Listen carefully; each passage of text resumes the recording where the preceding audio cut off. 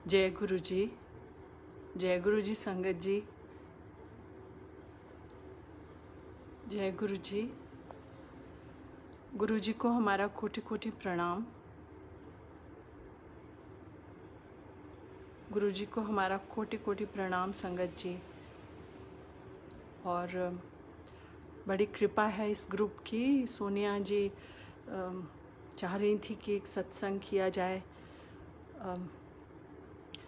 इसलिए मैं उनकी भी धन्यवादी हूँ, आप सबकी भी धन्यवादी हूँ जो आप सुनते हैं। और गुरु जी का तो शत शत प्रणाम, कोटि कोटि प्रणाम। उन्होंने ये अवसर दिया है कि गुरु जी की शान में कोई शब्द कह सकें।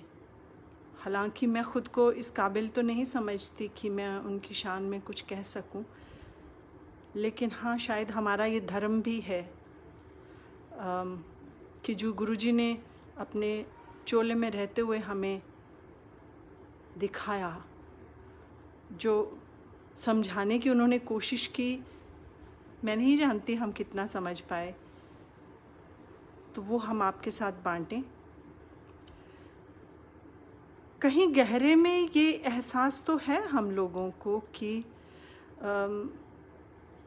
जो गुरुजी ने दिखाया, समझाया, महसूस किया, उसको अपने अंतर मन में डालने की कोशिश की, अब वो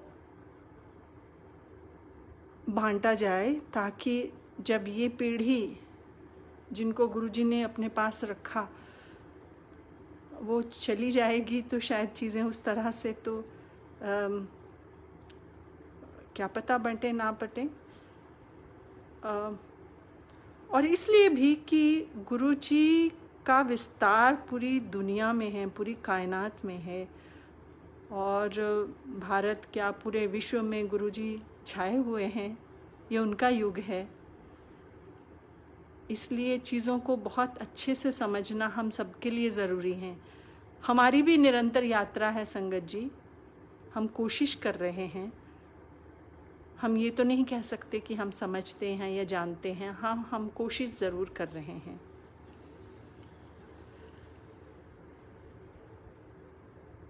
आजकल समय बहुत ख़राब हैं, समस्याएं हैं, बहुत चुनौतियां हैं संगत के लिए।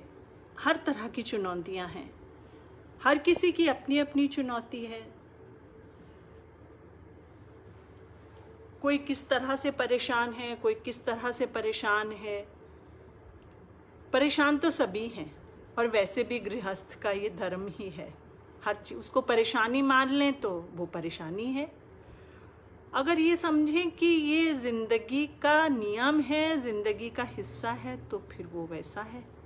हाँ, लेकिन आजकल समस्याएं कुछ अलग हैं, ज़्यादा हैं। ऐसे में मन भटकता है, इंसान का दिल भटकता है। जिसके अपने पास हैं उनको ठीक लगता है, फिर भी उनकी अपनी समस्याएं होंगी, लेकिन जिनके अपने पास नहीं हैं उनको और तरह की समस्याएं हैं। तो हम ये ना समझें कि हम ही कष्ट में हैं। हर कोई कष्ट में है।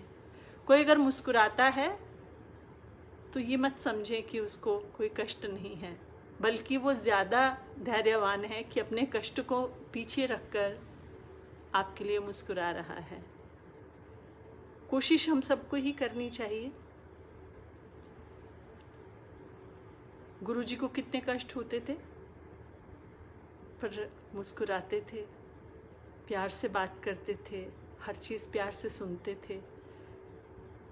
गुरुजी ने बड़ी बड़ी शिक्षाएं अपने ना कहते हुए भी, जैसा उनका अपना इंसानी चोले में जो उनका आचरण था, व्यवहार था, उससे बहुत सारी शिक्षाएं दी हैं। अधीर नहीं होना है संगत जी। गुरुजी का शायद मैंने पहले भी कहा कि गुरुजी को शरीर की बहुत तकलीफ़ें हुई, क्योंकि वो लोगों के असाध्य रोग अपने ऊपर लेते थे। उनके कर्म बचाने के लिए वो अपने ऊपर लेते थे कष्ट, तो वो कहीं तो असर करते थे ना, उनको बहुत कष्ट होते थे।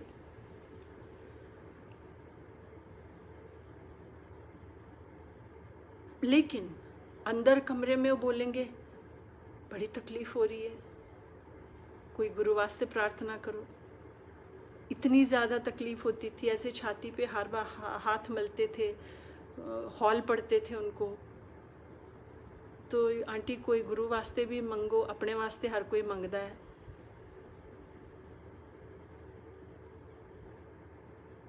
लेकिन जब तैयार हो जाएंगे, संगत आ गई जी गुरु जी, चलो ठीक है, तैयार हो गए गुरु जी, और जैसे ही कमरे से बाहर आए तो ऐसे जैसे गुरु जी को कुछ हुआ ही नहीं है।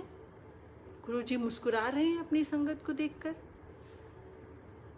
कहने का मतलब ये है कि वो अपने कष्ट को, वो तो हमें थोड़ा सा दिखता था कि हाँ, या गुरु जी ने कह दिया, और भीतर हमें क्या पता किसका क्या कष्ट था, या उनके अपने शरीर का जो धर्म है वो कष्ट उनको सहना था, वो कितना कष्ट था। लेकिन वो संगत के सामने मुस्कुरा रहे हैं, बिल्कुल नॉर्मल व्यवहार।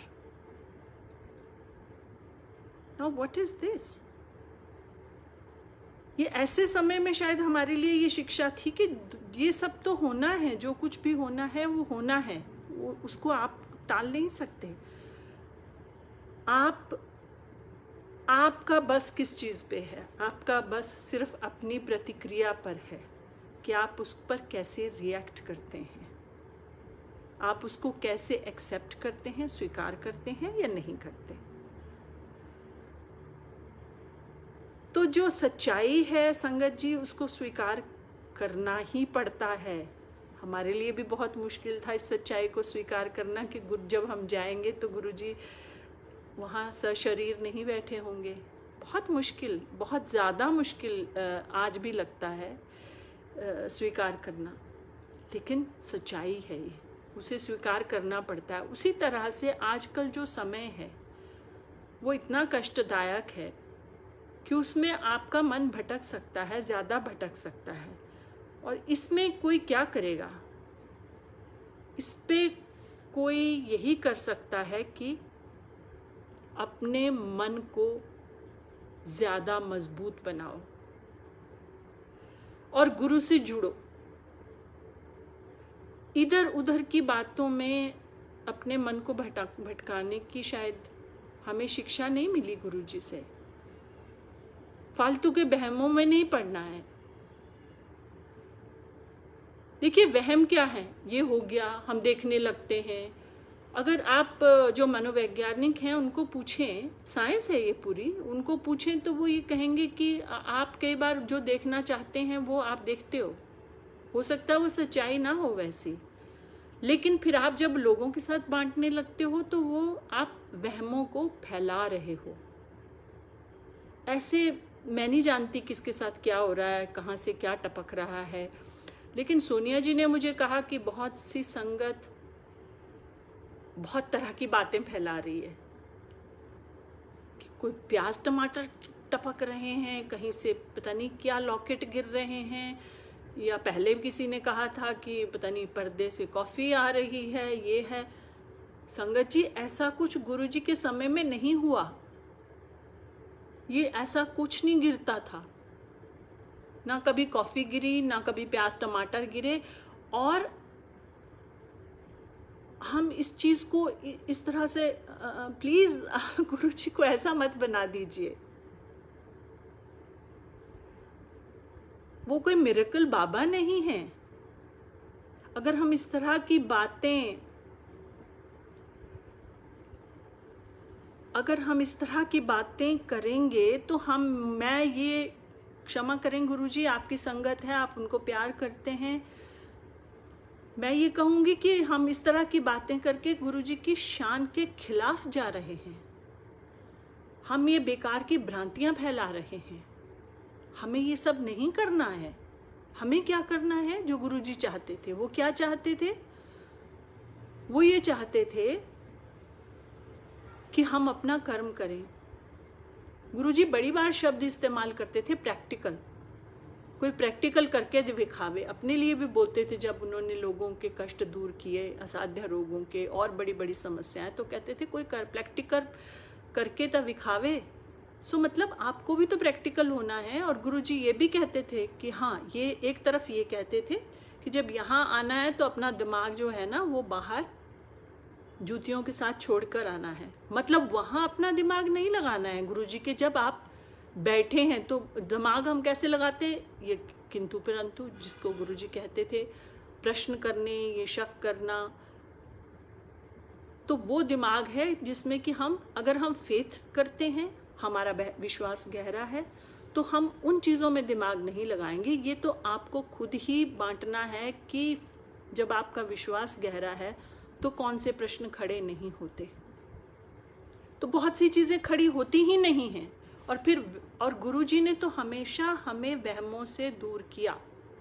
एक सबसे बड़ी चीज़ जो गुरुजी करते थे बिल्कुल सामने, वो ये कि वहमों से दूर करो। बहुत से लोगों की उंगलियों से उन्होंने अंगूठियाँ उतरवाई, ये पत्थरा नाल कुछ नहीं होता, और ये सब किया।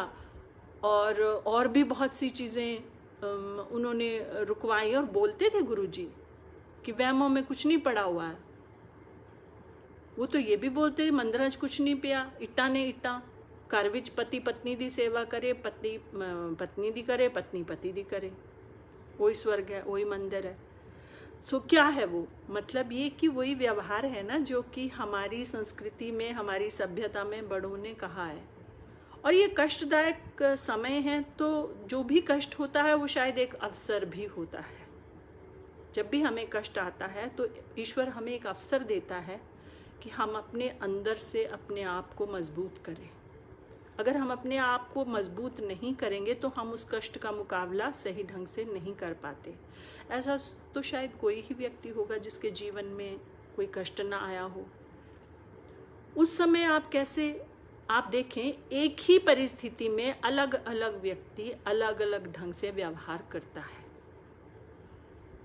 जो लोग अपने अंदर को मजबूत करते हैं, उनका व्यवहार बहुत स्थित प्रज्ञ होता है, बहुत चलायमान नहीं होते, तो मतलब अंदर समृद्ध है।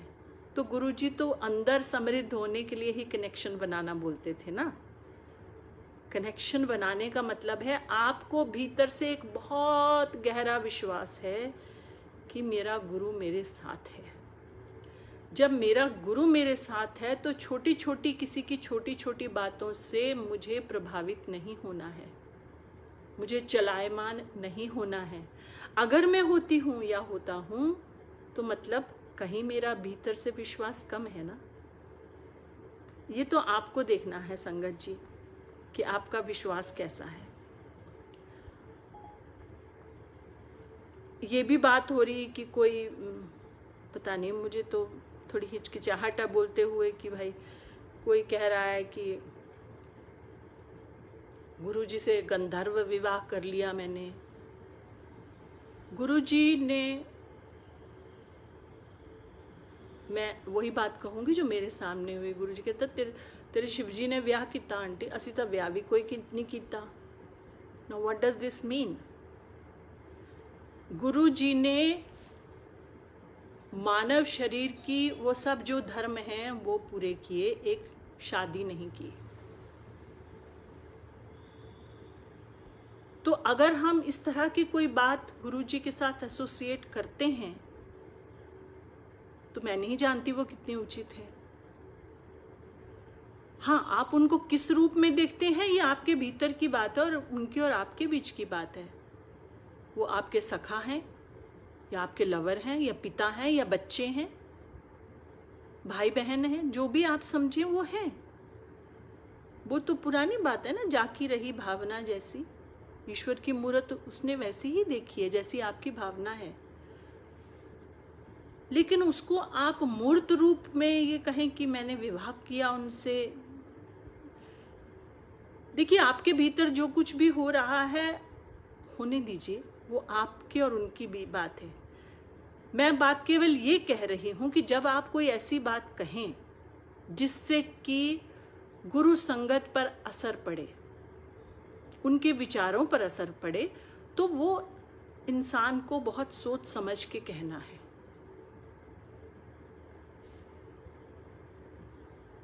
हमने जब प्रत्यक्ष रूप में गुरुजी ने जो कहा, उनमें भी बातों को हर कोई अपने ढंग से इंटरप्रेट कर रहा है कि गुरुजी ने ये कहा। देखिए, एक बात को कहने का के सैकड़ों तरीके हैं, वही शब्द हैं। आपने कॉमा लगाया या नहीं लगाया, आपकी टोन कैसी है, ऊंची है नीची है, ये तो कम्युनिकेशन एक साइंस है ना। सो आप एक ही बात को 100 तरह से कह सकते हैं और उसको आप 100 तरह से इंटरप्रेट भी कर सकते हैं। लेकिन जब वो चीज़ किसी पब्लिक प्लेटफॉर्म पे है, तो आपको ये समझना है कि मेरी ज़ुबान से जो शब्द निकल रहा है, शब्द ही नहीं, जो एक टोन भी है मेरी, वो कहीं ऐसी तो नहीं कि वो जिसके सम्मान में, जिसकी शरण में ये बात कह रही हूँ मैं, वो उनकी शान के खिलाफ हो जाए। तो संगत जी, ऐसा कुछ नहीं कहना चाहिए। और ये एक समय है जब आपको अंदर से और ज़्यादा मजबूत होना है और एक दूसरे का हाथ थामना है। असली बात तो वही है ना गुरु परिवार की, कि आप एक दूसरे से प्यार बांटिए। गुरुजी कहते थे, रब को लो डरो नहीं, रब नु प्यार करो। तो अगर आप प्यार करेंगे ना, तो आप फिर वहम नहीं बांटेंगे। ये वहम है।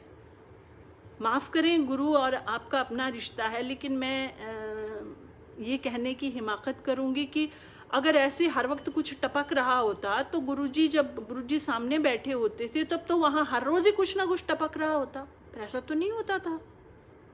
ऐसा तो कभी नहीं हुआ कि वहाँ चीज़ें टपकने लग जाएंगी।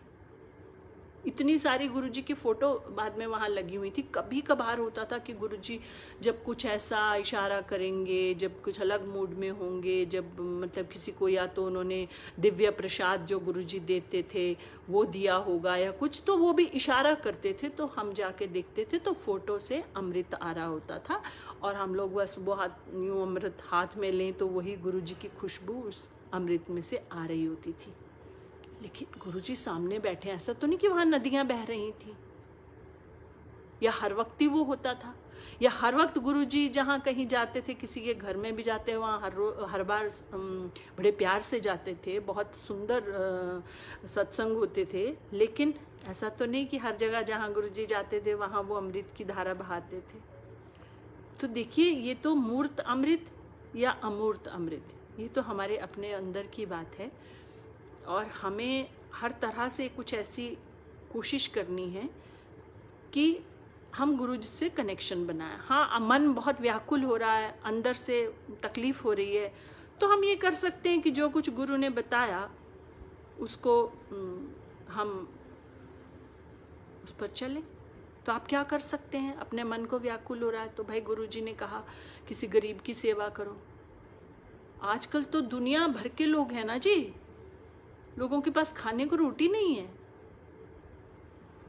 और कितनी कितनी सीरियस बीमारियों में लोग पड़े हुए हैं जो पहले उनकी प्री एग्जिस्टिंग कंडीशंस हैं, उसमें उनको अस्पतालों में उस तरह का इलाज नहीं मिल रहा है।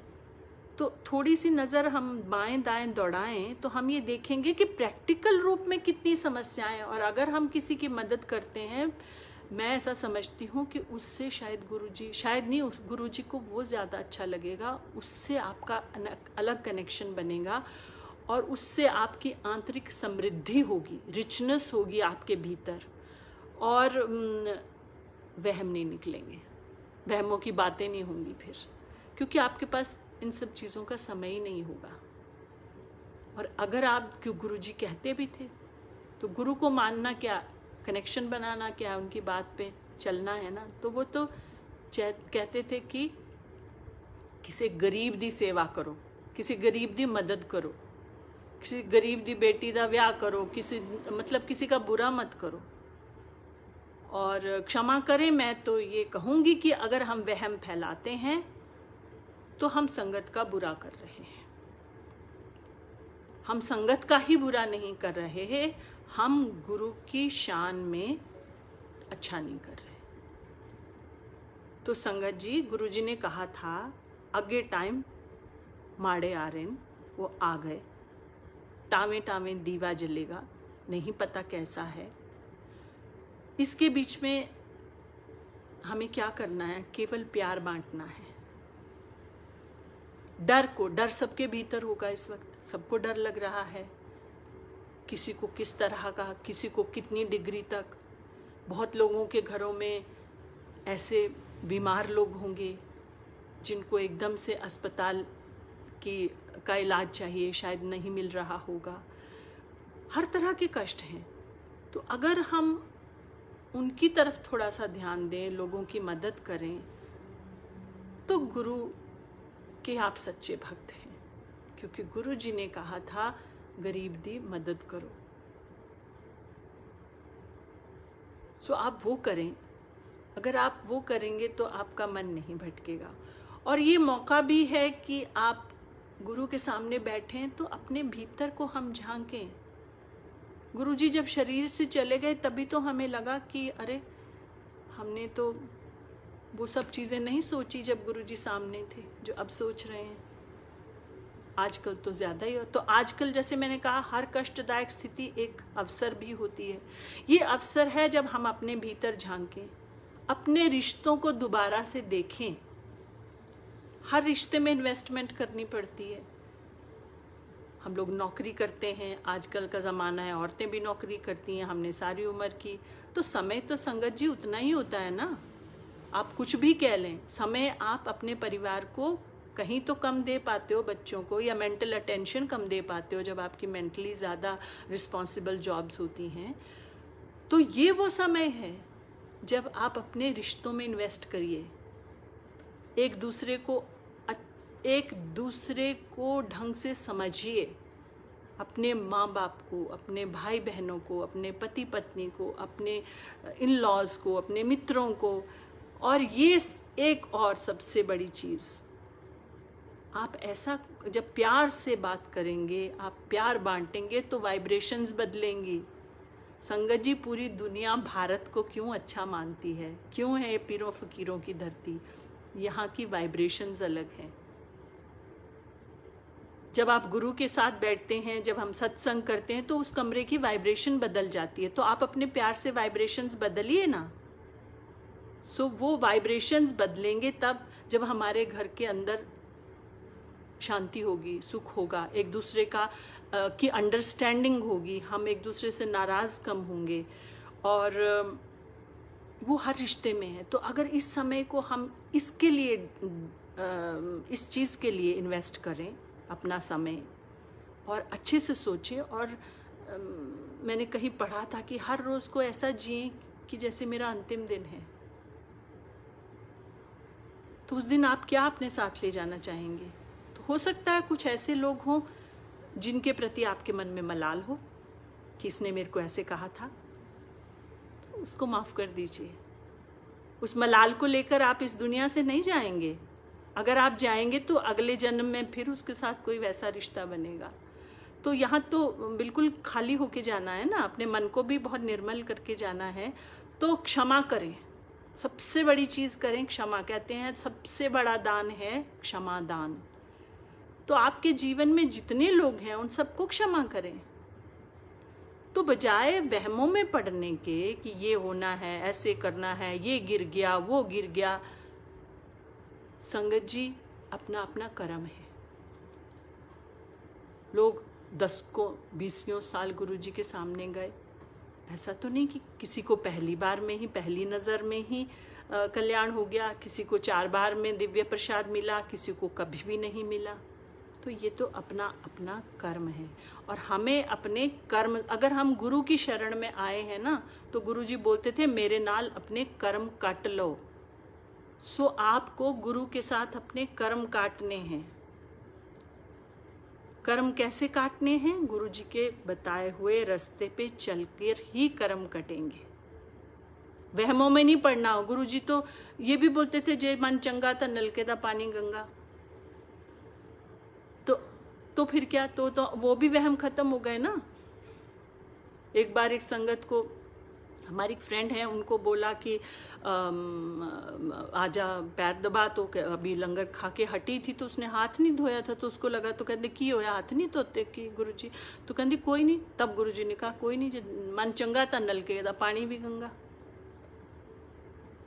मतलब क्या? वो तो इस चीज से भी आप इससे अंदाजा लगाए ना कि अगर गुरुजी जो सामने दिख रही है चीज उस पे भी बुरा नहीं बोल रहे, बुरा नहीं समझ रहे, तो फिर बाकी वहम किस बात के?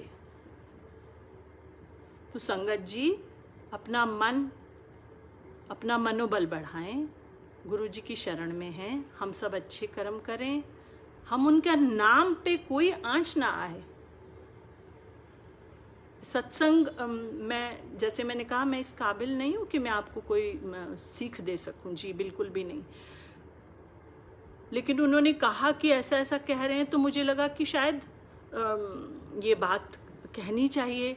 अगर तो आप मेरी हाथ जोड़कर प्रार्थना है कि हम गुरु की शान में कोई ऐसी बात ना करें जिससे हमारे गुरु के नाम में कोई छोटा सा भी एक तिल मात्र भी आंच आए, उससे हमें कष्ट होता है। इसलिए मुझे लगा कि मैं अपने विचार आपके साथ बांटूं, तो आप वहमों में ना पड़कर और ऐसी कोई बातें ना फैलाकर, अगर आपके मन में कुछ है भी तो कृपया उसको अपने अंदर ही रखें, लोगों तक मत डालिए। लोगों में आप सिर्फ प्यार बांटिए, होप, आशा बांटिए। आज समय कष्टदायक है सबके लिए। एक दूसरे का मनोबल बढ़ाइए, एक दूसरे की मदद करें, एक दूसरे से हम प्यार करें और अच्छा बोलें। और जितना पाठ, गुरुजी बोलते थे ना, पाठ करो। अगर हम पाठ करेंगे तो हमारा ध्यान इधर उधर नहीं भटकेगा, और पाठ से ही वाइब्रेशंस बदलती हैं। असली बात है आपको अपने घर की, अपने आसपास की, अपने समाज की और अपने देश की वाइब्रेशंस बदलनी है अगर हमें इस तकलीफ़ में से बाहर निकलना है। तो आप ये सब करें, बस मैं यही कहना चाहती हूँ। और बाकी ऐसी कोई मेरी औकात नहीं है कि मैं कुछ समझा सकूं या कुछ कह सकूं। बस केवल यही जो गुरुजी ने दिखाया कि प्रैक्टिकल करो। और गुरुजी हमेशा अच्छा उनको लगता था, बच्चे कहाँ पढ़ने हैं ये भी पता, आपको अपनी अच्छी नौकरी करें ये भी पता, मतलब कर्म प्रधान, अपना काम करो। और गुरुजी हाँ ये बोलते थे, जब उनके पास आओ तो उस वक्त कहते गलत जगह तुसी दिमाग लांदे हो। जब गुरुजी की शरण में उनके कमरे में आए उस वक्त दिमाग किंतु परंतु करेंगे, लेकिन बाहर तो वो कहते थे ना अपनी बुद्धि भी इस्तेमाल करनी है। गुरुजी ये ज़रूर कहते थे। गुरुजी नहीं कहते थे कि आप अपनी बुद्धि, आप अपना सब छोड़ छाड़ के जंगलों में जाओ और अपनी भक्ति करो और अपना घर बार भूल जाओ, बिल्कुल भी नहीं। गुरुजी हमेशा पसंद करते थे कि आप अपने घर परिवार को खूब अच्छे से चलाएं। इसीलिए शायद वो हर व्यक्ति से उनका रिश्ता अलग था। परिवार में अगर पति पत्नी है तो पति से उनका रिश्ता अलग है, पत्नी से अलग है, बच्चों से अलग है, क्योंकि जिसको जो कर्म करना है शायद गुरुजी उसके हिसाब से उनको प्रेरणा देते थे। तो आप अपने कर्म पर ध्यान दीजिए। अगर हम सारे अपने कर्मों पर ध्यान दें कि हमारा जो कर्तव्य है वो बहुत सच्चा होना है, सुच्चा होना है, प्योर और प्यार वाला होना है, तो फिर बाकी दुनिया तो असी की लेना जी। गुरुजी बोलते थे, वो मैंने सत्संग पहले भी किया है कि असी की लेना। सो संगत जी बस प्यार बांटें, अपने कर्म पर ध्यान दें, हम अपने रिश्तों पर में इन्वेस्ट करें, और सबसे बड़ी चीज़ है अपने अंतर मन में झांकें। और किसी जगह कहीं अगर हमें कैसे लगता है कि दिल प्योर हुआ, कि कभी दिन में, कभी 24 घंटे में एक क्षण को किसी के बारे में आ गया, नहीं उसने तो ऐसे किया था, और फिर आपने बोला नहीं कोई बात नहीं किया तो कोई बात नहीं। जैसे मैंने कहा, अगर हम उनको क्षमा कर सकें तो उससे हमारा अपना अंदर जो भीतर है वो साफ होने लगता है। और फिर आपको शायद इनकी ज़रूरत भी नहीं पड़ती कि आपने ये ऐसे डर रखा, ये ऐसे किया, या ऐसे बांटा, या ऐसे बिछाया, या आई थिंक वो सब चीज़ें गौण होने लगती हैं, सेकेंडरी हो जाती हैं, सेकेंडरी भी नहीं रहती कि क्या बिछा। हाँ, साफ़ सफाई होनी चाहिए, असली बात तो अपने भीतर को साफ़ करना है संगत जी। अगर हम भीतर को साफ कर लें, ये सोचें कि हमारे मन से किसी के प्रति कोई बुराई ना निकले, हम भीतर भी ना सोचें, बोलना तो दूर की बात है, भीतर भी ना सोचें किसी के बारे में, क्योंकि विचार से ही तो हमारा सब कुछ कर्म बनेगा। सो वहमों से दूर रहें। और प्लीज़ प्लीज़ गुरु की शान में ऐसी कोई बात ना हो कि जिससे लगे कि हमारे गुरुजी वैसा नहीं है। जैसे आप देखिए कि जो यहाँ हैं, बहुत सारे ऐसे हुए हैं कि बहुत सी चीज़ें भारत में हुई हैं। तो प्लीज़ ऐसे मत करिए कि गुरु की शान में ऐसी कोई बात हो। आपकी यही सेवा है, आपका यही धर्म है। अगर आप करते हैं तो आप गुरु की शान में कुछ शायद गलत कर रहे हैं। और आप सबको बहुत सा प्यार, सबको बहुत हाथ जोड़कर प्रणाम, गुरु के चरणों में कोटि कोटि प्रणाम। जय गुरु जी।